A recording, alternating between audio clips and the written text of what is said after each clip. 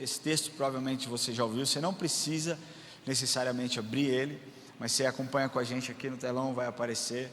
Quem abriu, diga amém, quem não abriu, diga brincadeira, eu não vou fazer isso, me comprometi com vocês semana passada e não vou voltar atrás da minha palavra, amém?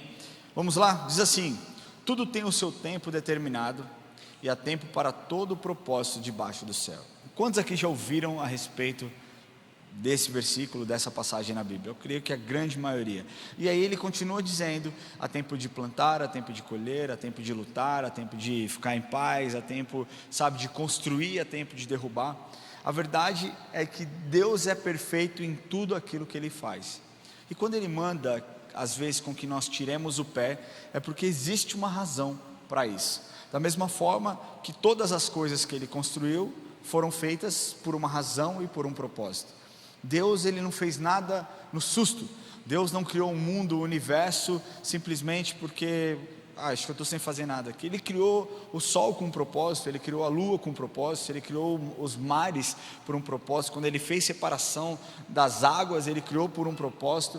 E o mais lindo de tudo é ver como Deus é detalhista, e como Deus pensou em detalhes que hoje a gente olha e a gente nem para pensar, ou então de forma racional entender a grandeza do que Deus fez. Como a terra se move, como a angulação do sol funciona, como nós estamos posicionados. Se nós tivéssemos X graus de uma forma diferente, todos nós morreríamos queimados, ou então congelaríamos. Deus, Ele é perfeito. Prova disso é que quando nós lemos o livro de Gênesis, e nós lemos a respeito da criação, a partir, acho que do terceiro dia, nós vemos Deus dizendo: e tudo que Deus, e viu Deus que o que havia feito era bom. Então, tudo que nós falamos a respeito de Deus é bom, e tudo tinha um propósito, e Ele fez algo extraordinário. As estações, o tema da mensagem hoje é estações, e as estações também cumprem um propósito importantíssimo. Embora elas tenham sido definidas ao longo da história, com base na observação dos padrões climáticos e astronômicos, as estações, elas são os ciclos, e elas estão diretamente relacionadas à órbita da Terra ao redor do Sol e à inclinação do eixo terrestre. Hoje nós temos, a inclinação da Terra é lá em cerca de 23,5 graus, e isso faz com que diferentes partes do planeta recebam a luz, recebam o sol em diferentes períodos. Isso resulta nas variações de temperatura, de clima e estabilidade, e estabelece então as estações. E esses períodos dependem do movimento de translação. O que é o movimento de translação? É quando a Terra, o planeta, gira em torno do Sol. Se você já participou da escola, se você viveu isso, você entende o que eu estou falando. Eu odiava tudo isso, mas hoje eu entendo a importância, porque a gente entende como Deus, Ele foi detalhista em tudo aquilo que Ele construiu.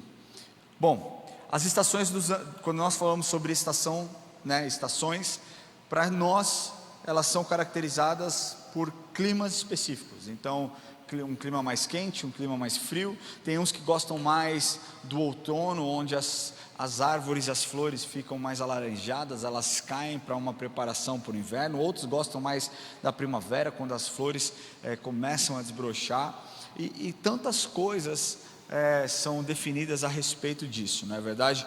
Essas estações, elas ocorrem obviamente de forma cíclica. A cada 3 meses troca-se a estação. Nós estamos vivendo no verão, a próxima estação será o outono, e depois então a primavera, e depois o verão. Ou seja, cada clima ele é definido pela estação. Vamos falar um pouquinho sobre características das estações que nós temos. Primeiro, verão. Quem gosta do verão aí? Amém? Grande parte de nós gostamos do verão. Eu creio que muito tem a ver com o fim do ano, época de férias, um tempo gostoso, onde escurece mais tarde, amanhece mais cedo, o dia dura mais, tem um período maior de horas. Mas o verão, ele serve mais do que isso. Ele serve mais do que nós apenas curtimos uma praia, ou então tomarmos banho gelado, para quem gosta como eu. Ele vai muito além disso, porque é nessa época do ano, no verão, onde a fauna e a flora está no auge das suas atividades. né? Os animais acabam aparecendo mais, se tornam mais visíveis, e o planeta atinge então o seu máximo crescimento, as plantas atingem o seu máximo crescimento, e no Brasil, essa estação é caracterizada pelas pancadas de chuva. Quem está em São Paulo sabe como nós sofremos com isso, na verdade. São Paulo é uma loucura, você acorda, está 15 graus, no meio da tarde vai para 52, chove, sai o sol de novo e você volta para sua casa com 28 graus. Não dá para entender, mas Deus é perfeito, não é verdade? Nós temos também o outono. O outono é uma estação já de transição, com temperatura um pouco mais amena, dias mais curtos, né? E as árvores começam a perder suas flores, suas folhas, o que pode ser então um processo de adaptação ao frio. E essa estação, ela é crucial para a colheita de produto agrícola. Grandes colheitas são feitas nesse período, como por exemplo o arroz, o feijão, são feitas nessa época, aí marca então o fim do ciclo do crescimento e o início da colheita. O inverno são temperaturas mais baixas, eu gosto muito do inverno, temperaturas para mim agradáveis. Mas você gosta? Eu gosto, né? Eu sei que cada um tem a sua preferência e está tudo certo, mas no inverno, muitos animais entram no que nós chamamos de hibernação, ou migram para regiões mais quentes, e as plantas também param de crescer no inverno, elas ficam secas, elas não recebem luz, né, do sol muitas vezes, então elas perdem tudo aquilo, seus nutrientes, e elas vão meio que hibernando também, para que então na primavera elas possam ser cheias novamente. E aí nós entramos na primavera, que é caracterizada por temperaturas agradáveis, mas podem ser mais elevadas, e as chuvas também são mais frequentes. Esse é o ambiente perfeito e a época perfeita para o crescimento das plantas.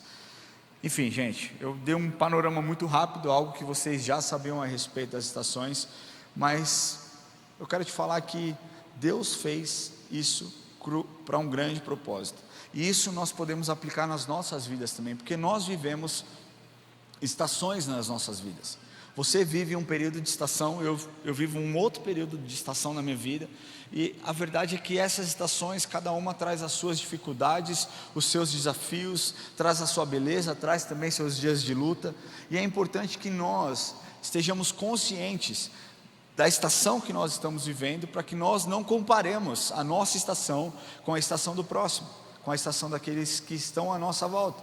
Às vezes você olha o seu amigo e você fala assim: cara, a vida dele está indo tão bem, as coisas estão acontecendo de forma tão sobrenatural, eu tenho pedido tanto para o Senhor, e eu vejo o Senhor dando para essa pessoa aquilo que eu tenho pedido. Eu quero te falar que Deus tem uma estação individual para cada um de nós, e o importante é nós sabermos qual estação nós estamos vivendo, para que nós possamos viver de forma plena essa estação. Filosoficamente, nós temos essas estações nas nossas vidas também. Quando você vai estudar filosoficamente, eles dizem que a primavera é o tempo de preparo, é o tempo de semeadura, de novos começos, florescer, renovação de esperança. Filosoficamente, para a vida do ser humano, o verão se caracteriza pela fase da fertilidade, do crescimento rápido, do calor, da produtividade, sabe, de desfrutar os frutos. Do outono, filosoficamente, é o período de colheita, de amadurecimento, por vezes de perdas ou então remoção de excesso. E por fim, filosoficamente falando, o inverno ele é marcado pela fase de repouso, a fase de reflexão, a fase da sabedoria, onde você já atingiu uma maturidade, do descanso, da renovação interna. Seja lá qual for a fase que você está vivendo hoje, você precisa entender, aceitar e usufruir dela, o que Deus espera de você. Sabe, todos nós passamos por fases assim, dias de luta, dias de desesperança, sabe, talvez alguns aqui hoje estejam nesse lugar, nessa estação da primavera de novas oportunidades, outros talvez estejam nessa fase de inverno, de cansaço, sabe, de perda, de silêncio, outros talvez numa fase de transição, que nem tudo está bom, mas nem tudo está mal também, sabe. Hoje eu quero falar com vocês que Deus não muda conforme as estações que nós estamos, Ele sempre permanece o mesmo, e Ele nos amadurece enquanto nós estivermos nessas estações, e você precisa crer nisso. Quero abordar esse tema com você, te ajudando a refletir sobre sua vida, sobre o seu propósito e sobre a sua fé. Amém? Você está aqui comigo? Glória a Deus. Primeiro que eu preciso que você entenda, e que Deus quer que você entenda, é que em toda estação, Deus sustenta e amadurece as nossas vidas. Em todas as estações. Quer você seja uma pessoa que está começando na sua fé, quer você seja uma pessoa madura, quer você seja uma pessoa que está começando no mercado de trabalho, ou então uma pessoa que já está mais ativa há muito tempo nesse ambiente, Deus quer te sustentar e amadurecer a sua vida durante essa estação. João 10:10 diz assim: o ladrão só vem para roubar, matar e destruir, mas eu vim para que as ovelhas tenham vida e vida completa. Em algumas versões vocês encontram diferente, né? O ladrão vem senão para roubar, matar e destruir, mas eu vim para que tenham vida e vida em abundância. Um outro, um pouco mais para frente, no Evangelho de João, capítulo 16, versículo 33, diz assim: eu digo isso para que por estarem unidos comigo, vocês tenham paz.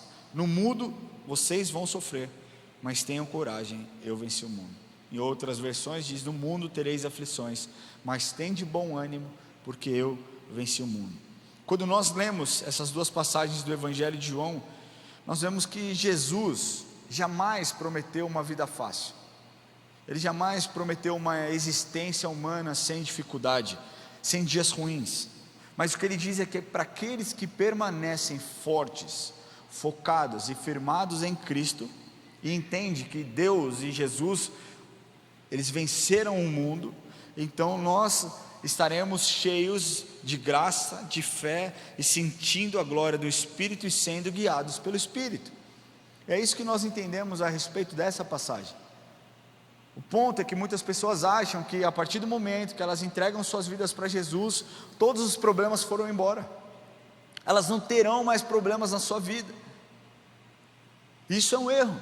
Da mesma forma como quando nós nos propusemos, ou então quando nós propomos talvez ali um jejum, vamos fazer um jejum, e aí você adere a esse jejum, e aí parece que tudo aquilo que estava calmo vira o caos, né? Você fala: poxa, devia ter ficado quieto, devia não ter feito jejum, porque eu estava de boa, não estava fazendo jejum, as coisas estavam resolvidas, as coisas estavam caminhando bem. Sabe, existe algo espiritual acontecendo quando nós nos posicionamos e entendemos que nós sofreremos lutas, nós sofreremos ataques, nós sofreremos retaliações, mas nós temos que ter fé, porque Cristo é maior do que tudo isso, porque Jesus já nos deu a vitória nele. É para isso que nós caminhamos. Mas para que nós tenhamos esse tipo de entendimento, nós precisamos ter uma fé madura. Só que muita gente só se sente vivo espiritualmente quando tudo está bem. Então, quando as coisas estão fluindo, quando as coisas estão dando certo, quando as coisas correspondem às minhas expectativas, quando as circunstâncias que estão ao meu redor, sabe, convergem para aquilo que eu desejo, Deus é bom. Aleluia, Deus é bom o tempo todo, Deus é demais, Jesus me ama. Mas no primeiro momento de dificuldade, sabe o que fazem? Deus, cadê o Senhor? Onde está o Senhor? E se acham pessoas maduras, maturidade não é isso, sabe, maturidade é quando a sua alma aprende a dizer: Deus, eu não estou entendendo nada dessa estação da minha vida, eu não estou entendendo absolutamente nada do que está acontecendo, tudo aquilo que eu espero ou esperava que acontecesse não acontece, as portas que eu achava que seriam abertas estão trancadas, os céus parecem que estão em silêncio, mas ainda assim eu confio que o Senhor é bom, eu confio que o Senhor é Deus e o Senhor é o Salvador da minha vida. Eu não sei o que é, mas eu confio no Senhor. Isso é maturidade espiritual. Agora, você percebe que em muitos momentos a nossa força só se mostra no momento de crise. As nossas virtudes espirituais só se mostram no momento de desespero, no momento onde você não tem mais para onde recorrer. É exatamente assim. Nós precisamos entender que a nossa maturidade, ela não pode estar baseada nas circunstâncias, naquilo que nos rodeia, mas no entendimento de que o Senhor é soberano e faz todas as coisas, e é perfeito em todas as estações das nossas vidas. Sabe, como eu disse, para alguns, algumas estações são mais confortáveis do que as outras. Tem gente que odeia o frio. A minha sogra, a pastora Lilian, ela odeia o frio. ela não gosta do frio. Tem pessoas que não gostam porque talvez sejam pessoas que possuem problemas respiratórios, e nesse período é um período onde os pulmões são mais atacados, você desenvolve bronquite, você desenvolve pneumonia, muitas doenças respiratórias estão nesse ambiente, e você não gosta disso, talvez porque você tenha problemas, outras doenças que doem os ossos, ou talvez porque você não goste de ficar encapuzado, ou talvez porque você se compadeça daqueles que estão vivendo lá de fora sem ter uma roupa para vestir. Outros, por outro lado, gostam do frio, se sentem talvez confortáveis, gostam de ficar em casa, num ambiente confortável, quentinho, assistindo um filme, tomando um caldo.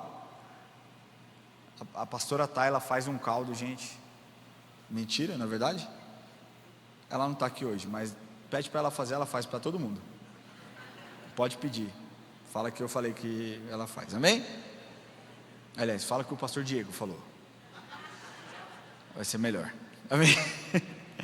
Sabe, cada um tem sua história, uns entendem que uma estação é mais agradável do que a outra, mas o fato é, Deus sempre nos sustentará em qualquer estação que nós estivermos. Sabe, há estações que Deus trabalha mais nas nossas raízes do que nos frutos que nós damos. Existem estações que Deus trabalha muito mais interno, em coisas que são internas, do que aquilo que aparenta, do que aquilo que se mostra. O salmista diz lá no capítulo 1, né? Como árvore plantada junto ao ribeiro. Enfim, eu quero ler com vocês, para que vocês entendam o que o salmista diz. Ele diz assim, capítulo 1, versículo 1 e 4: Bem-aventurado o homem que não anda no conselho dos ímpios, não se detém no caminho dos pecadores, nem se assenta na roda dos escarnecedores. Antes o seu prazer está na lei do Senhor, e na sua lei, medita de dia e de noite. Ele é como árvore plantada junto a correntes de águas, que no devido tempo, presta atenção o que diz aqui, no devido tempo, dá o seu fruto, e cuja folhagem não murcha, e tudo quanto ele faz será bem sucedido. Agora algumas versões dizem assim, no tempo certo, no devido tempo, no tempo certo. Ou seja, existe o tempo certo, e antes de chegarmos nesse tempo, nós precisamos entender que Deus está trabalhando. Você ainda não deu frutos, você ainda não conseguiu passar essa estação, entenda que Deus está trabalhando, e no momento certo, meu irmão, de repente do Senhor vem, as coisas acontecem, as portas se abrem, e então os seus frutos serão escancarados para que outras pessoas vejam. Mas entenda que às vezes Deus está trabalhando interno, Deus está trabalhando nas suas raízes, Deus está tocando em coisas profundas, fortalecendo o seu coração, fortalecendo o seu caráter, curando feridas, ressignificando memórias. É assim que Deus faz, tratando muitas vezes o nosso orgulho. Sabe quantas vezes eu já não conversei com o Lucas, ou então não conversei com o Gui, falando, cara, Deus está me moendo, Deus está me quebrando. A gente compartilha muito disso aqui. Sabe, muitas vezes eu via as coisas acontecendo, e eu pensei que aconteceriam de uma forma, e Deus direciona de outra, e quando o resultado final vem, não era aquilo que eu esperava, mas é muito melhor. E nesse processo todo, Deus tratou a vaidade do meu coração, Deus tratou muitas vezes a altivez, Deus tratou muitas vezes o orgulho, Deus tratou muitas vezes a soberba, e está tudo bem, eu quero que Deus trate mesmo, porque se eu quiser ser parecido com Cristo, Ele vai ter que quebrar aquilo que não vem dEle, na minha vida e na sua vida, e é assim que Deus faz. Agora, talvez você ainda não tenha conseguido entender a estação que você está vivendo, se é uma estação de produtividade, se é uma estação onde Deus está te fortalecendo, se é uma estação onde você já produziu e talvez esteja num momento mais tranquilo, mais relaxado, ou talvez uma estação de silêncio, onde nem você está sendo nutrido e nem você está nutrindo algo. Seja lá qual for, algumas perguntas você precisa fazer. A primeira pergunta é: o que minha estação atual tem revelado em mim? O que a estação atual que eu estou vivendo tem revelado em mim? E presta atenção, não é tem revelado para mim. Existe uma diferença quando eu digo que a estação atual tem revelado para mim, que é uma estação boa, que é uma estação frutífera, que é uma estação abençoada. Não, o que ela tem revelado em mim? Como eu tenho reagido à estação que eu tenho vivido? Porque muitos têm vivido as estações murmurando, e o que revela a murmuração é uma falta de gratidão. Então pergunte-se a si mesmo: o que a estação que eu estou vivendo tem revelado em mim? Sabe, a sua atitude tem sido atitudes de gratidão ao Senhor ou tem sido atitudes de rebeldia? Você tem sido uma pessoa que tem construído histórias e legado, ou tem destruído aquilo que o Senhor quer fazer através da sua vida? Sabe, deixa eu falar uma coisa, família. Hoje é muito comum pessoas pedirem a nossa opinião para que nós alimentemos aquilo que elas pensam. Sabe? O que você acha daquele pastor que fez isso, isso, isso, isso? E aí meio que já direciona a sua resposta, porque obviamente a gente não concorda com as coisas que são erradas.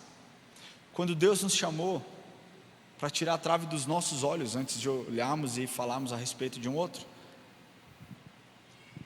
E eu tenho feito isso na minha vida, porque muitas vezes as pessoas chegam até nós perguntando, instigando, muitas vezes de forma genuína, querendo saber a opinião, mas muitas vezes isso inflama, nos faz mal. Então não é o momento de nós falarmos, é o momento de nós orarmos pelos pastores, orarmos pela liderança, orarmos, sabe, por nós mesmos, para que nós não cometamos os mesmos erros que foram cometidos no passado. E isso vai mostrar a estação que eu estou vivendo, olhando para dentro de mim, observando aquilo que tem sido revelado através da estação que eu tenho vivido. A segunda pergunta é: eu tenho buscado alívio ou eu tenho buscado transformação? Uma pessoa que é enferma, ou então está enferma, com uma doença, quando ela está com uma dor aguda, ela busca ali um remédio que tire a sua dor de forma imediata. Mas se essa doença, ela persiste, um remédio que tira a dor naquele momento, se torna algo paliativo, e não algo que vai transformar a sua vida para sempre e vai tirar suas feridas. O problema é que tem muitos cristãos olhando e querendo tomar um remédio paliativo, quando Jesus deseja transformar a história de uma vez por todas. Existem pessoas que estão presas em estações e querem ficar ali alimentando-se, retroalimentando de dor, de tristeza, por conta das coisas não terem acontecido, quando Jesus já preparou, já te disse: mova, caminhe, ande, mude, a estação já mudou, só que você está preso nisso. Se mova. Só que a gente fica olhando lá: não, Senhor, o Senhor não se lembrou de mim, o Senhor se esqueceu. Eu tenho uma piada, eu vou contar para vocês. Conta a história de que houve uma grande chuva, e aí começou a entrar água dentro da casa de um homem, e esse homem ficou orando e começou a orar: Senhor, me livra, Senhor, me livra, Senhor, não permita com que eu morra nesse lugar, não permita com que eu perca a minha vida, com que o meu propósito, sabe, seja jogado fora. Eu repreendo as nuvens. E aí passa um cara e fala: irmão, o que você está fazendo aí? Não, cara, estou esperando aqui, estou orando, porque Deus vai me livrar. E chuva, e água, água no umbigo. Senhor, me livra dessa morte, eu não aceito morrer desse jeito. E de repente passa os bombeiros de barquinho: vamos lá, entra aqui. Não, cara, Deus vai me livrar, Deus vai livrar, Deus vai fazer um milagre, e você vai ver. Os bombeiros foram embora. Daqui a pouco, água no teto da casa, ele tem que subir para o telhado, chega um helicóptero: vamos, ele: não, Deus vai me livrar. E ele orando: Senhor, me livra. E aí esse cara morre. Quando chega no céu, ele falou: Deus, o Senhor viu que eu orei, eu cria que o Senhor pudesse fazer, eu sabia que o Senhor podia fazer, por que o Senhor não me livrou? Por que o Senhor não fez? Deus falou: como que eu não fiz? Até helicóptero eu mandei. Existem pessoas que estão presas, orando a mesma coisa, quando Jesus já te disse: se mova, saia dessa situação, saia dessa estação, uma outra estação já está pronta, essa você já passou, caminhe, avance, não olhe para trás, prossiga. Se nós continuarmos parados na mesma, nós nunca vamos colher. Talvez seja o tempo da semeadura. Se você ficar sempre na estação da semeadura, você nunca vai colher aquilo que Deus vai nutrir ao longo do tempo. Continue caminhando. A terceira pergunta que você tem que fazer é: minha vida espiritual está sendo mais movida, ou está sendo movida mais pelas minhas emoções dentro dessa estação, ou a minha comunhão com Cristo está falando mais comigo nessa estação? Sabe, talvez você esteja tentando entender tudo isso que você tem vivido e não consegue definir qual estação que você está. Mas tanto você que sabe a estação, como você que não conseguiu definir, nós juntos podemos fazer uma oração agora. Quem quer fazer essa oração comigo? Então levante a sua mão onde você estiver e diga assim: Espírito Santo, mostra o que o Senhor está formando em mim agora. Mostra a estação que eu tenho vivido agora. Mostra o que eu tenho que fazer dentro dessa estação. Deus vai te responder. Esteja pronto para ouvir. Amém? Glória a Deus. Segundo ponto é que em toda estação Deus reafirma o nosso propósito. Toda estação Deus reafirma o nosso propósito. Diz lá Romanos 8:28: sabemos que todas as coisas cooperam para o bem daqueles que amam a Deus, daqueles que são chamados segundo o seu propósito. Um segundo versículo que eu quero ler, uma segunda passagem, está lá em Efésios 2:10, Paulo dizendo, também Paulo: pois somos feitura dele, criados em Cristo Jesus para as boas obras, as quais Deus de antemão preparou para que andássemos nela. Muitas pessoas, quando nós conversamos, compartilhamos ideias, não têm entendido o significado do propósito dentro de um ambiente cristão. Outros até entendem, mas não conseguem definir qual que é o seu propósito, qual que é o propósito da sua vida. Para começar, você precisa entender uma coisa de uma vez por todas: propósito não é o que você sente hoje, propósito é para o que você foi chamado. Amém? Propósito não é o que eu sinto, propósito é para o que eu fui chamado. Paulo diz assim, aqui, que nós fomos criados para as boas obras. Então nós podemos entender que o propósito do cristão não muda porque o cenário mudou. O seu propósito de vida, aquilo que você foi criado para fazer, não muda se a política mudou, não muda se a cultura mudou, não muda se o cenário econômico mudou, porque Deus permanece o mesmo e o propósito do Senhor é o mesmo nas nossas vidas. Cada um aqui tem um propósito individual, mas nós temos como igreja um propósito coletivo. Sabe qual que é? Amar o Senhor acima de todas as coisas, amar o próximo como a nós mesmos, é o que a palavra de Deus nos ensina, servir a igreja, pregar o evangelho com convicção e autoridade e viver uma vida em santidade. Se você não sabe qual que é o seu propósito, pegue isso aqui e comece a aplicar na sua vida. Amar a Deus acima de todas as coisas, amar o próximo como a si mesmo, sabe, pregar o evangelho, servir a igreja, sabe, e viver uma vida em santidade. Isso é o que Deus tem para todos, para cada um de nós. Agora lembra que eu falei que o inverno é a fase do repouso, a fase da reflexão, a fase da sabedoria, do descanso, da renovação interna. Algumas pessoas decidem parar de servir porque estão nessa estação. Falam: não, já estou numa fase que eu estou tirando o pé, estou deixando de fazer. Ontem o apóstolo Lamartine foi lá em Belo Horizonte, recebeu uma palavra do Senhor, disse para que ele, o profeta ali entregou uma mensagem para ele dizendo que uma unção de Caleb estava sendo renovada na sua vida, que ele ia viver muito mais. É isso. Nós precisamos dos pastores mais velhos nos guiando, continuando direcionando, nos aconselhando.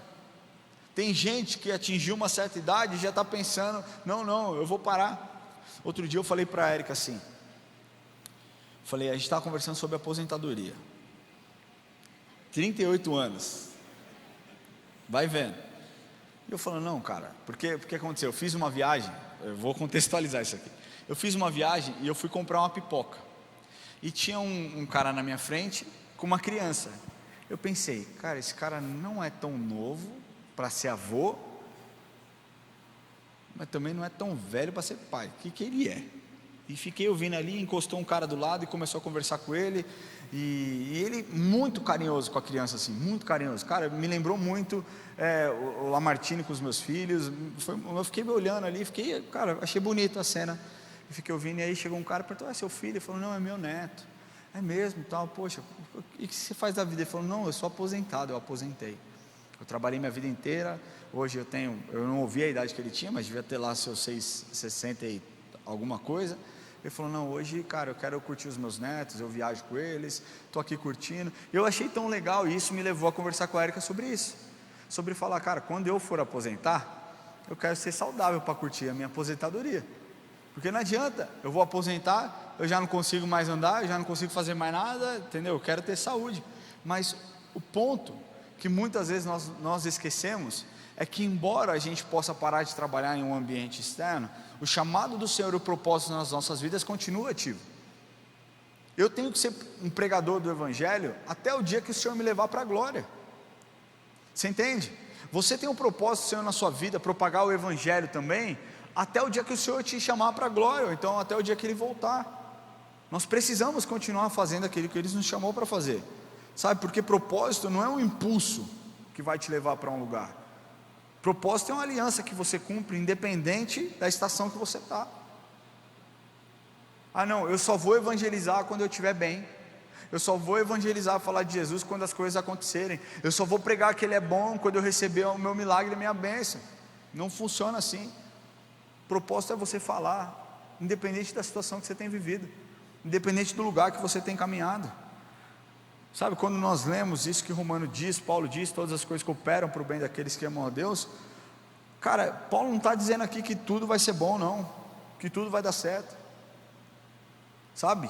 E mais do que um adesivo, talvez que você já tenha visto atrás de algum caminhão, ou de algum carro, ou mais do que um slogan, essa passagem de Romanos 8, 28 é uma direção para a sua vida.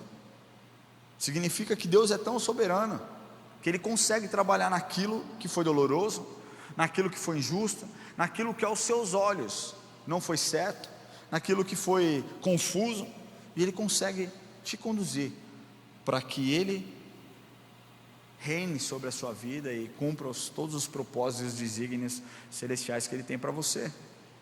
Sabe, eu já disse algumas vezes que nós somos limitados, que a nossa visão é limitada.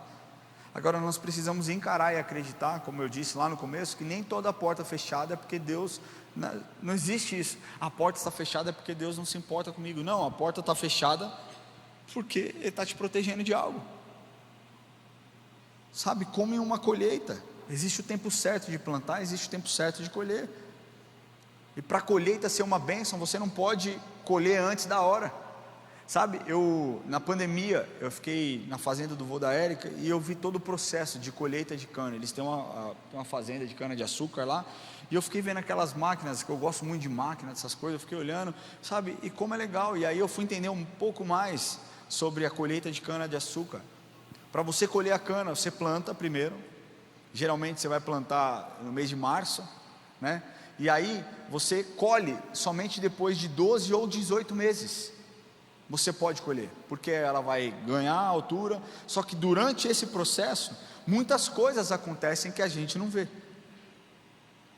Sabe, pesticidas são jogados, onde existe praga é arrancado, sabe, coisas entram no meio do canavial. Só que não adianta eu plantar e colher daqui a 6 meses, não vai dar certo.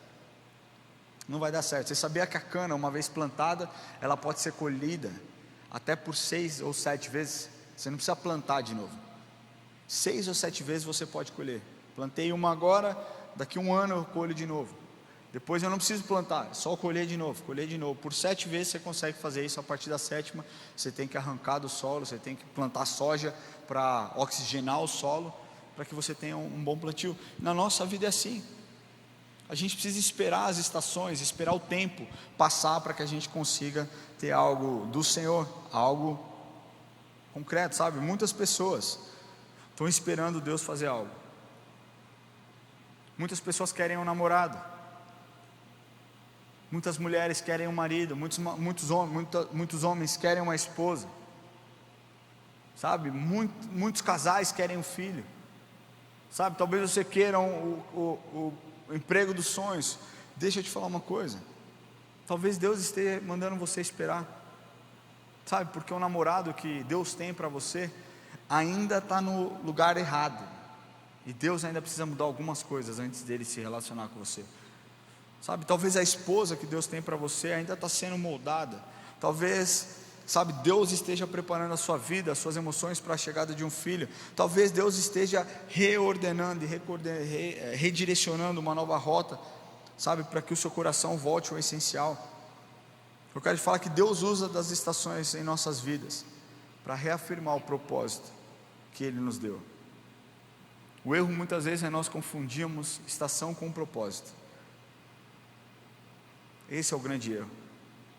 Sabe, pessoas estão se comparando o tempo inteiro se comparando, isso é muito ruim. Deus está fazendo algo na minha vida, eu enxergo isso. Deus está fazendo outra coisa na vida do Gui, eu enxergo isso. Deus está fazendo outra coisa na vida da Tati, e eu enxergo isso, e eu vibro com isso. Não quer dizer que aquilo que Deus está fazendo na minha vida é menos importante do que aquilo que Ele está fazendo na vida do Gui, da Tati, do Lucas. O importante é eu entender que Deus está cuidando de mim na estação que eu estou. A estação que eu estou é a estação que o Senhor preparou para mim, e nesse lugar Ele vai cuidar de mim. Sabe, Deus quer falar com você hoje, e Ele manda eu te dizer, sabe, você não é definido pela estação que você tem vivido. Você é definido pelo seu Deus, que é quem coordena todas as estações e sabe absolutamente de todas as coisas. Você não é definido pelo a sua luta no dia de hoje. Deus tem algo, e eu creio que Deus está pronto para te mudar de estação, se você for uma pessoa madura e entender que Ele é tudo. Terceiro e último lugar, eu quero falar que em todas as estações Deus aprofunda a nossa fé. E aqui eu quero ler com vocês uma das passagens mais bonitas que eu acho da Bíblia, uma passagem que fala muito ao meu coração, que está lá em Abacuque capítulo 3, versículos 17 a 19. E diz assim: ainda que a figueira não floresça, nem haja fruto na vide, o produto do oliveira minta, e os campos não produzam mantimentos, as ovelhas sejam arrebatadas do aprisco, e nos currais não haja gado, todavia eu me alegrarei no Senhor, exulto no Deus na minha salvação. O Senhor Deus é a minha fortaleza, e faz os meus pés como os de corça, e me faz andar altaneiramente, ao mestre de canto para instrumento de cordas. Toda estação é boa, e ela tem uma razão. Sabe, quando nós estamos abalados por conta de situações ou circunstâncias, nós precisamos nos lembrar daquilo que eu disse, que uma fé madura, ela adora sem depender de um fator externo. Uma fé madura, ela não depende do que a economia diz, ela não depende de partido político que está no poder, ela não depende de uma corte de tribunal corrupto ou não. Uma fé madura adora mesmo que tudo pareça estar desmoronando, ela continua adorando, porque a fé está em Cristo, não em pessoas. Sabe, nós vemos isso nessa passagem mais linda, e Abacuque descreve nesse texto a falta de fruto, a falta de colheita, a falta de recurso, mas ele diz: todavia me alegrarei e exultarei no Deus da minha salvação. Isso é uma fé madura. Abacuque não negou a dor, Abacuque não negou o sofrimento, ele não nega as emoções, mas ele decide se recusar a entronizar as emoções que ele tem tido naquele tempo. O problema é que na vida das pessoas, muitas vezes elas entronizam muito mais a dor, muito mais o sofrimento, do que o Deus que pode salvá-las e libertar de tudo isso. Elas estão tão focadas, tão obcecadas em permanecer nesse lugar de dor, para que as pessoas olhem e falem: não, é tadinha dela, coitadinho dele. Sabe, está tudo bem você desejar que Deus te fale isso. Deus se importa com você, Deus se importa com as suas emoções. Não pense você que Deus está lá no céu dando risada do momento de dificuldade que você tem vivido. O que Ele tem falado para você é força: eu estou com você, vai dar certo, você vai passar por isso. Não é porque você é bom, mas é porque eu estou no barco. Não é porque você tem capacidade, mas é porque eu venci o mundo. Eu te disse: tem de bom ânimo, eu venci o mundo. Tudo bem, já chorou? Levanta a cabeça. Sabe, olha para frente. Imagina se Paulo ficasse se vitimizando por tantas perseguições, por tantos açoites, por tantos apedrejamentos. O Evangelho não progrediria, o Evangelho não avançaria. A gente tem que entender que existe um momento de nós olharmos para dentro de nós e falarmos: poxa vida, eu não queria ter sofrido isso, eu não queria ter me divorciado, eu não queria ter vivido dessa forma, eu não queria ter sido abusada, eu não queria nada disso. E falar: Senhor, cura as feridas da minha alma. Abacuque fez isso. Abacuque não negou a falta de dor, ele não negou o sofrimento que ele tinha, ele não negou a falta de recurso, mas ele diz: mesmo assim, mesmo diante de todo esse cenário caótico, mesmo diante de tanta escassez, mesmo diante de tantas circunstâncias, eu continuo exultando no Deus da minha salvação. Não negue, você não precisa negar. Deixa eu te falar uma coisa: você não precisa parecer forte. Sabe, tem muita gente que quer se parecer forte, cara, quando estão emocionalmente destruídas. E aí quando você está, sabe, parecendo uma rocha, as pessoas não conseguem chegar até você, porque olha e fala, não, ele está tudo bem. Deixa eu te falar uma coisa, está tudo bem não estar bem, porque Deus é aquele que cuida das nossas emoções também. Deus é aquele que olha, Deus é aquele que enxuga as lágrimas, Deus é aquele que nos cobre, que nos guarda debaixo das suas asas. Deus é o bom pastor, Ele guarda as suas ovelhas. Mas nós precisamos ter uma fé madura e deixar com que Ele faça isso em nossas vidas. Nisso Deus vai aprofundar a sua fé, nisso Deus vai revelar o seu caráter, nisso Deus vai se mostrar o Deus de amor que Ele é, e você vai ver. Sabe, deixa eu te perguntar uma coisa, o que é sucesso para você? Eu vou reformular essa pergunta, porque talvez sucesso para você seja fama, seja dinheiro, seja visibilidade, seja, sabe, uma pessoa efetiva naquilo que você faz. Não estou falando sobre isso. Qual seria o sucesso da estação que você tem vivido hoje? Talvez seja a porta aberta que você deseja? Talvez seja encontrar o namorado para que seja o seu futuro marido? Talvez seja as bênçãos do Senhor estendidas sobre a sua vida? Talvez sim. Mas deixa eu te falar uma coisa, às vezes a maior vitória na estação que nós vivemos não está em Deus nos dar coisas, responder às nossas orações, mas nos sustentar nesse momento para que nós não desistamos.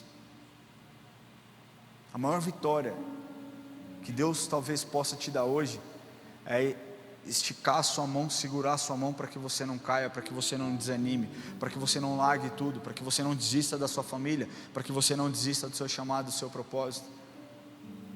Talvez Deus esteja fazendo isso com você. Gálatas 6:9 nós lemos: e não nos cansemos de fazer o bem, porque a seu tempo ceifaremos, não desfaleceremos. Paulo diz isso aqui porque em algum momento o cansaço pode chegar. O cansaço pode chegar e chega para todo mundo. Mas quando isso acontecer, a nossa fé ela precisa se expressar de forma racional e não emocional. Sabe como? Primeiro, preservando na palavra. Sabe, quando a nossa mente gritar para que você haja por impulso, quando a sua mente gritar para que você revide, para que você não dê outra face, mas estenda a mão e acerte o seu oponente, ou aquela pessoa que está bem, aquela pessoa que te fez mal, sabe, nós precisamos ser governados por aquilo que a palavra diz. Perdoar 70 vezes 7. Tomou um tapa numa face, dê a outra. Sabe, te pediu a capa, entregue a túnica. Nós precisamos ser governados pelo que a palavra nos ensina e não pelo que as nossas emoções ditam. Segundo, nós precisamos orar sem cessar. Sabe o que é orar sem cessar? É orar com constância, orar constantemente, sabe? Não somente quando dá tempo. Aquela oração que você faz quando você está quase dormindo, você faz, esqueci de orar, deixa eu orar. Senhor, abençoe a meia-noite, amém. Então aquela oração que você faz quando você vai orar, e tem gente tão preguiçosa que quando vai orar pelo alimento, ora pelo mês inteiro. Primeira refeição do mês já fala: Senhor, aqui está o meu alimento, primeiro alimento do mês, e o que eu oro para esse, eu estico para todas as outras refeições que eu vou fazer. Abençoa em nome de Jesus, amém. Orar sem cessar é você ter uma vida de oração, uma vida de buscar a Deus em oração, uma vida de falar com o Senhor em oração, uma vida, sabe, onde você constrói um relacionamento com o Senhor com base na oração. Existem tantas lutas que talvez você esteja lutando, que serão respondidas muito rápido, se você orar sem cessar. Eu lembro que nós estávamos vivendo uma crise no nosso time, sabe, muitas coisas acontecendo, e a gente tentando criar circunstâncias, situações, e aí de repente a Érica teve a ideia não, né? Deus deu um direcionamento para ela, para que nós orássemos por 40 dias, não sobre isso, mas que nós nos reuníssemos em casa por 40 dias, todos os dias, de domingo a domingo, das 9 às 11, das 9 às 11, era 2 horas, a galera estava comendo em casa, meu irmão. E Deus respondeu de forma tão rápida, em menos de 20 dias, em menos de 15 dias, em menos de 10 dias, porque a oração toca o coração do Senhor. Nós aprendemos na escola dominical que oração é o telefone para nós falarmos com Cristo. Ore sem cessar, fale com o Senhor. E por último não, né? Permaneça em comunhão. Sabe, é difícil nós construirmos uma igreja forte se você só vem para a igreja no dia de ceia. É difícil nós construirmos músculo se nós vamos para a academia uma vez no mês. É difícil você se desenvolver no jiu-jitsu se você pratica jiu-jitsu uma vez na semana. Tudo isso é muito difícil. E é muito difícil você crescer espiritualmente se você vive em comunhão com os seus irmãos somente em culto de ceia, ou uma vez por mês. Deus não deseja isso para você, Deus não deseja isso para a igreja. Para que nós sejamos uma igreja forte, nós precisamos estabelecer e permanecer em comunhão. Porque uma ovelha desgarrada, ela se torna uma presa fácil. Sabe, você caminhar sozinho, você se torna uma presa fácil. Por mais espiritual que você seja, você se torna uma presa fácil. E outra coisa, plante com fidelidade. Seja fiel naquilo que o Senhor confiou em suas mãos. Se você não for fiel no pouco, você não pode ser fiel no muito. A palavra diz: ser fiel no pouco, sobre o muito te colocarei. Sabe, às vezes você está esperando chegar um caminhão de bênçãos na sua vida, para você semear as coisas do Senhor. Comece agora com o que você tem. Comece agora com aquilo que o Senhor te deu, nessa estação. Comece semeando, porque assim Deus vai fazer. Sabe, fé não é você sentir que vai dar certo. Eu vou fazer porque eu sinto, eu tive um arrepio, eu acho que vai acontecer. Não. Fé é você obedecer porque você acredita que Ele é fiel para fazer e que Ele vai fazer. Sabe, existem pessoas que estão cansadas e agindo como se elas já fossem derrotadas, já tivessem sido derrotadas. Sabe, mas o que você precisa fazer é pedir e acreditar que Deus quer te sustentar nessa estação que você tem vivido.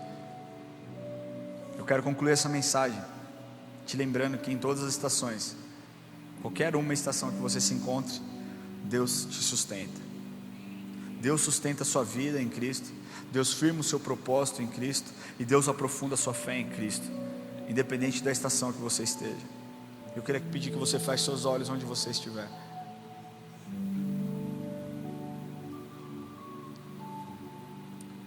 E a minha oração é para você hoje, que nunca entregou o seu coração para Jesus, que nunca entendeu muito a respeito daquilo que Jesus pode fazer na sua vida, mas que está cansado de tentar fazer as coisas na força do seu próprio braço. Está cansado de buscar solução para problemas que você não consegue resolver. Está cansado de lutar. Hoje Deus está te dizendo: vinde a mim, vós que estáis cansados e sobrecarregados, e eu vos aliviarei. Não basta você entender que Jesus é bom, se você não aceitar de todo o seu coração e confessar com a sua boca, porque é o que a palavra de Deus diz. Sabe, não é a religião que te leva aos céus, não é a religiosidade que te leva à eternidade. O que te garante essa posição e esse lugar é você confessar Jesus como o único Salvador. Não existe corredentor na salvação, existe um caminho, não existe intermediário, existe uma verdade, existe uma pessoa que nos deu a vida e vida em abundância, e essa pessoa se chama Jesus. Nunca houve ninguém tão bom, e nunca haverá ninguém tão bom quanto Jesus. Só que para que Deus mude a sua história, você primeiro precisa se posicionar e dizer: Senhor, cansei de tentar fazer do meu jeito, não aguento mais, estou exausto, eu nem sei o que vai ser, mas já que eu não tenho nada a perder, eu entrego meu coração para o Senhor. Muda a minha história.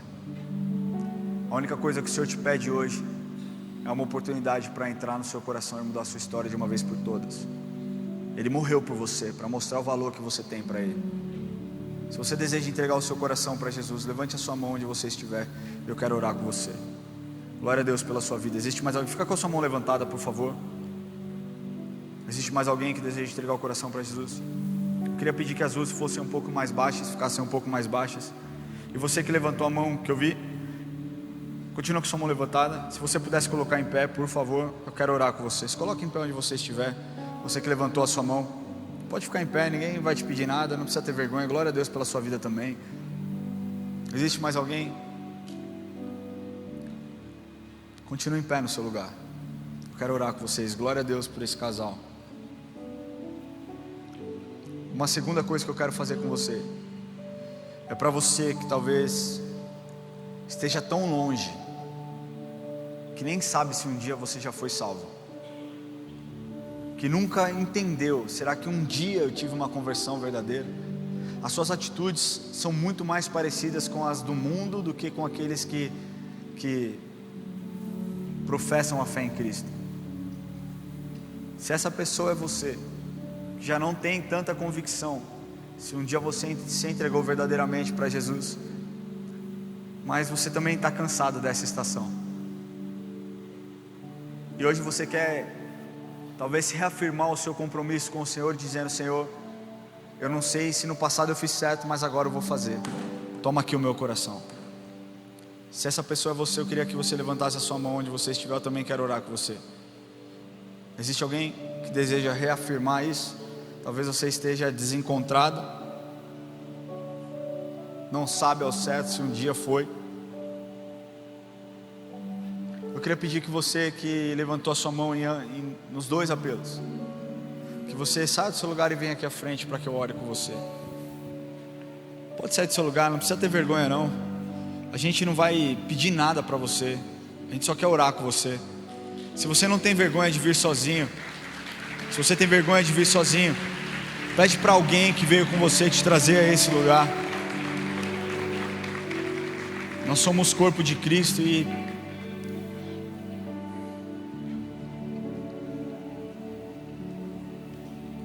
sabe, a gente se expõe para tantas coisas.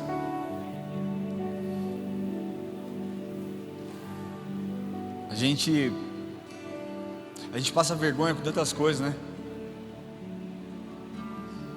Algumas fases da minha vida eu já fiz coisas que depois, friamente pensando, você fala: caramba. Eu lembro que uma vez o Enzo, a gente estava no Guarujá, e o Enzo começou a passar muito mal. E ele, assim, num período de, sei lá, 1 hora, ele vomitou umas 13 vezes. E eu lembro que eu peguei ele no colo, botei ele no carro, levei ele para um hospital, e era o mais perto que tinha. E eu lembro de pegar ele, colocar ele na maca. Entraram com ele muito rápido, assim, ele estava muito desidratado já, foi muito rápido, tudo muito rápido. E eu lembro que na hora já colocaram soro, já falaram: pai, é virose, tá tudo bem, bem-vindo ao Guarujá. Até então estava tudo bem, até a hora que eu vi o meu filho passando frio, porque ele estava tomando soro, desidratado. E eu gentilmente fui pedir um cobertor, e eu falei: vocês poderiam dar um cobertor, que ele está com frio? E o cara me destratou de um jeito, cara. Ele falou: tá bom, espera lá que eu já vou. Eu acho que se fosse comigo, estava tudo bem, mas aquilo bateu estranho, porque era o meu filho que estava naquela situação. E eu fui de novo, falei: cara, você pode dar um cobertor? Meu filho está com frio, ele está tremendo de frio, e ele se chacoalhava de frio. E sabe, e aquilo não era um mimo que eu queria dar, era uma proteção que eu queria dar para o meu filho. Sabe, e eu sei que no momento de loucura eu gritei com o cara lá, eu falei: meu irmão, ou você traz esse cobertor agora, eu vou aí dentro, vou arrancar sua roupa e vou cobrir meu filho. E o cara ficou olhando para minha cara, o segurança olhou e falou: você não faria isso? Eu falei: o quê? Foi o meu filho passando frio, eu estou pedindo um cobertor que vocês têm aí, vocês não querem dar. Eu sei que eu tirei minha camiseta, cobri o Enzo, aí você não pode ficar sem camiseta aqui, cara. Eu sei que eu falei: irmão, eu me expus de uma forma tão violenta naquele lugar, porque eu vi a vulnerabilidade do meu filho, de alguém que não poderia se defender. Jesus não precisou tirar a camiseta para te proteger, mas Ele se entregou numa cruz, e naquela cruz Ele se despiu de toda a sua roupa, Ele foi açoitado, Ele foi chicoteado, os seus ossos ficaram expostos. Não era porque Ele queria se mostrar, uau, quão bom, mas era porque Ele te amou.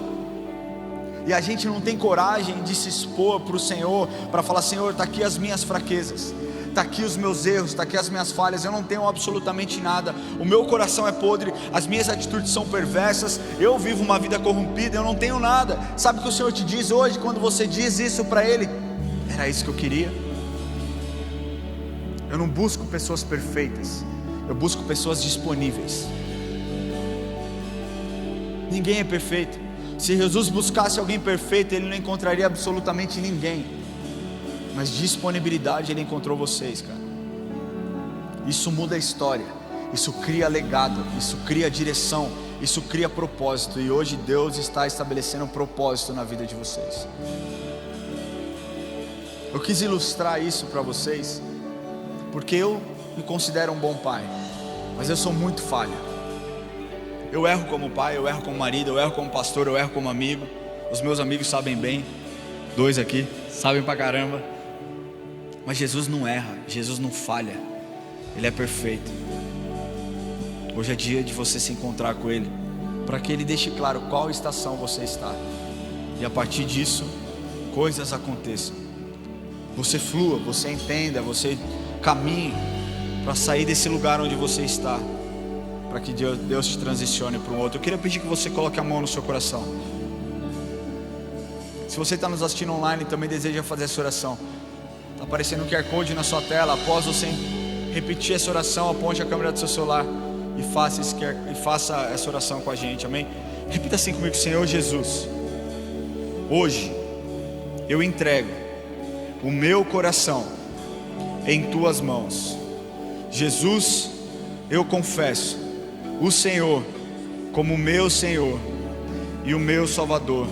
Espírito Santo, toma minha vida, perdoa os meus pecados e escreva o meu nome no livro da vida.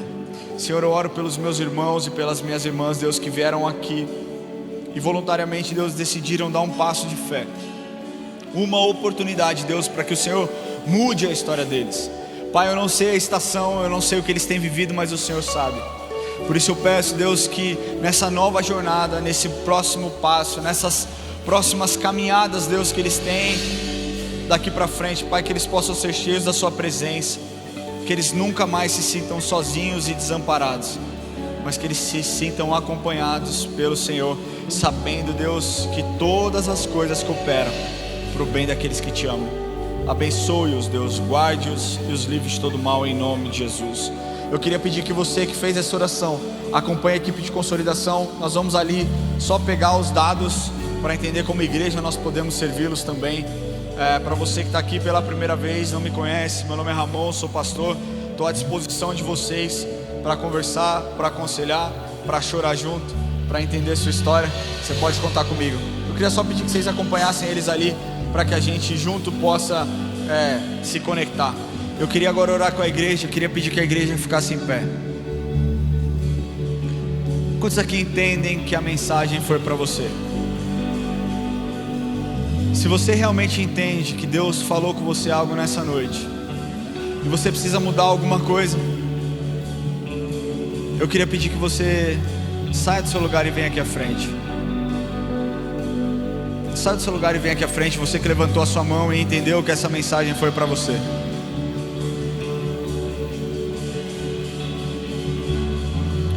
Pode apertar um pouquinho mais para que mais pessoas cheguem.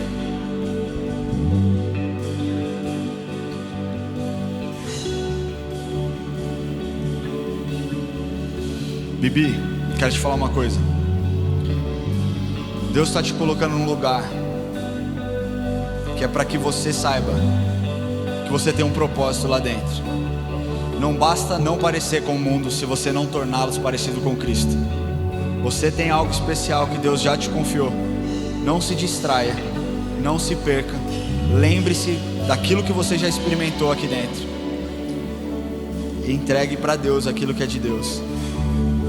Se você puder apertar um pouco mais para que mais pessoas cheguem aqui. Enquanto nós estivermos adorando ao Senhor, Você tem liberdade para se colocar de joelhos. Você tem liberdade para levantar suas mãos, para se reconciliar com Deus. Eu não sei o que você vai falar, eu não sei o que você vai fazer, mas eu sei que Deus está aqui, Ele quer te ouvir. Vamos adorar o Senhor. Talvez você não tenha palavras para falar para o Senhor. Talvez você esteja tão vazio, sem entender o que você tem vivido, que você não sabe nem o que colocar para fora. Sabe, isso aqui não é um treinamento coach para que você fique bem emocionalmente, mas é para que a sua mente seja liberta de toda opressão, de todo cativo. Nós precisamos entender que quando nós não temos nada para dar ao Senhor, aí sim flui o perfeito louvor de dentro de nós.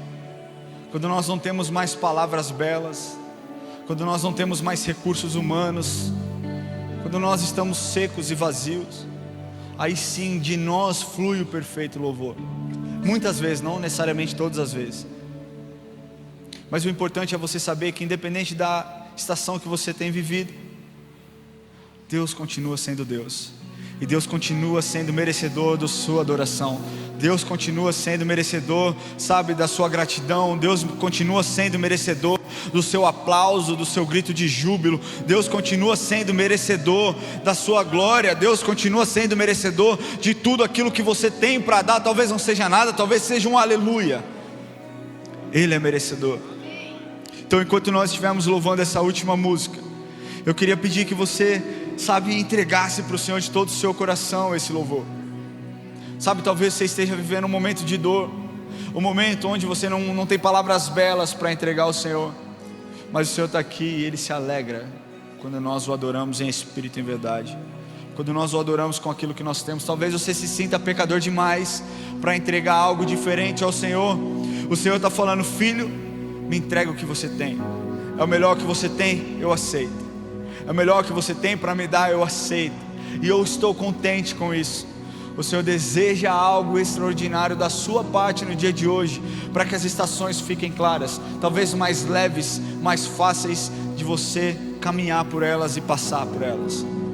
Então, enquanto nós estivermos adorando ao Senhor, se você está aí no seu lugar, ou aqui à frente, levante as suas mãos e comece a falar ao Senhor: Senhor, toma o meu coração, toma as minhas palavras, Senhor, ministre ao meu coração. Senhor, eu não tenho tantas coisas para te dar, mas um aleluia eu posso te dar. Aleluia eu posso te entregar, Senhor. Senhor, eu não tenho palavras bonitas dentro do meu coração. Eu não tenho nada senão dor, senão angústia, senão sofrimento. Eu não tenho nada de novo, mas o que eu tenho para te dar nessa noite, eu vou te dar, que é uma adoração extraordinária. Se você puder fazer isso, levante as suas mãos e vamos adorar o Senhor. Pelos meus irmãos e pelas minhas irmãs desse lugar, eu oro, Deus, para que o Senhor toque os seus corações, para que o Senhor toque nas suas mentes, Deus, no seu corpo, nos seus corpos físicos, Deus, em nome de Jesus. Deus, que eles possam entender as estações e continuar crendo que o Senhor é bom, a despeito de toda a dor que nós possamos ter, a despeito das incertezas que a vida nos impõe. Nós cremos que o Senhor é bom e nada muda isso. Nós cremos que o Senhor é Deus e nada muda isso. Nós cremos, Deus, que quando o Senhor estende o seu favor, nada pode ir contra. Senhor, a sua palavra diz: se Deus é por nós, quem poderá ser contra nós? Pai, nós vamos embaixo dessa palavra, caminharemos embaixo dessa palavra, acreditando que o Senhor fará algo extraordinário na nossa vida. Não porque o Senhor nos deve alguma coisa, não, Senhor, mas porque o Senhor nos ama, porque o Senhor nos declarou promessas, porque o Senhor liberou palavras sobre este lugar. E eu oro, Deus, pelos meus irmãos e pelas minhas irmãs, Deus, que estão aqui. Deus, o Senhor conhece a condição de cada um, Senhor. O Senhor conhece as lutas, os momentos bons e ruins, mas que eles nunca se distanciem do Senhor, que eles não se distraiam pelas dores, que eles não se distraiam pelas incertezas, mas que eles possam para sempre te adorar. Levantar um clamor, levantar uma voz, cantando aleluia ao Senhor. O Senhor é bom, Deus. O Senhor é o nosso Rei, o Senhor é o nosso Senhor, e o Senhor é o nosso Salvador. Nós te agradecemos por esse culto, Senhor. E eu peço, Deus, que as estações possam ser definidas pelo Senhor, que o Senhor nos ajude a caminhar e a passar por elas. Obrigado por esse culto. Obrigado, Senhor, pela sua palavra entregue neste lugar. Obrigado por esse momento de louvor. Obrigado, Senhor, por tudo aquilo que o Senhor fez. Eu oro para que o Senhor leve os nossos irmãos em segurança, as nossas famílias em segurança. Que o Senhor guarde as crianças que começarão nas escolas amanhã. Senhor, dê a elas um ano abençoado, um ano letivo, poderoso, Senhor, livres de qualquer abuso, de qualquer violência. Senhor, em nome de Jesus, sobre as nossas vidas, nós declaramos, Deus, um período de paz, Deus, a paz que vem do Senhor e que ela excede todo entendimento. É isso que nós oramos e te agradecemos por tudo aquilo que o Senhor fez nesse lugar, nessa noite. Obrigado, Senhor, porque as estações mudam, mas o Senhor nunca mudou e nunca vai mudar. Obrigado, Senhor. Nós oramos, Pai nosso que estás no céu, santificado seja o teu nome, venha a nós o teu reino, seja feita a tua vontade, assim na terra como nos céus. O pão nosso de cada dia nos dai hoje. Perdoa as nossas dívidas, assim como nós perdoamos os nossos devedores, e não nos deixe cair em tentação, mas livra-nos do mal, pois teu é o reino, o poder e a glória para sempre. Amém, amém. Que Deus te abençoe. Boa semana, em nome de